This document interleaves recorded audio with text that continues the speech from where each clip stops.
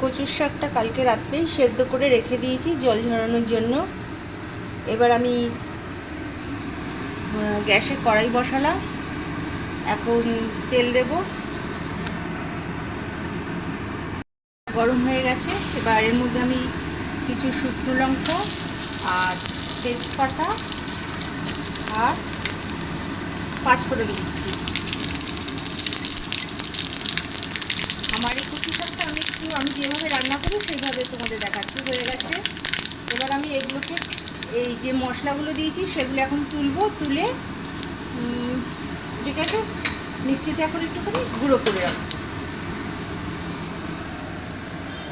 একটুখানি ইলিশ মাছের মাথা দিয়ে করব, তা একটু আছে ওটা দিয়ে দিলাম, একটু ভেজে রাখছি।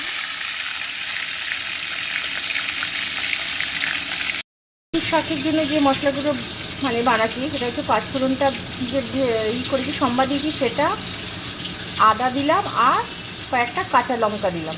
এবার মিক্সিতে আমি এটা ব্লেন্ড করে নিই। এবার আমি এই কচু শাক এর মধ্যে দিয়ে দিচ্ছি।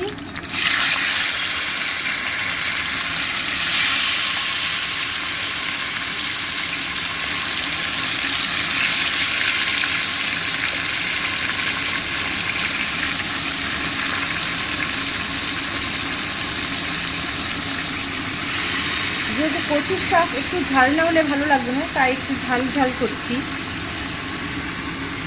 আর আমি যেভাবে রান্না করছি একবার একটু রান্না করে দেখো, খারাপ লাগে না, ভালোই লাগে খেতে।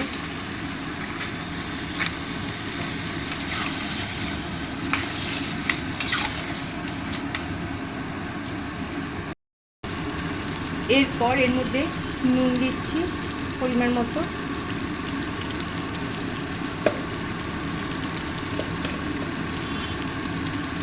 হলুদ গুঁড়ো,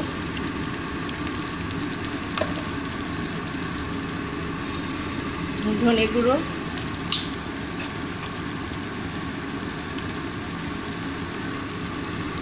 জিরের গুঁড়ো,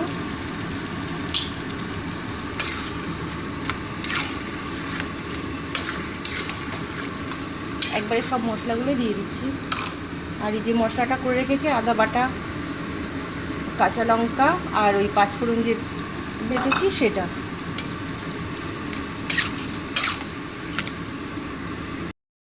এটা রান্না হতে অনেকক্ষণ লাগবে, তাই হোক আঁচটা কমিয়ে রেখে দিয়েছি, মাঝে মাঝে এসে একটুখানি দেখে যাব।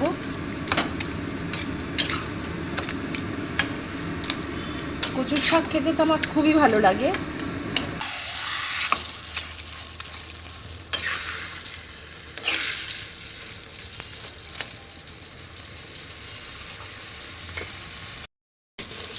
এবার একটু চিনি দেব,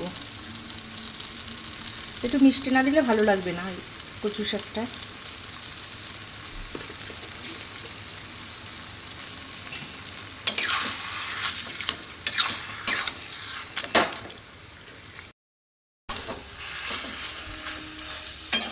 হয়ে গেছে রান্না, এই হচ্ছে আমার কচুর শাক।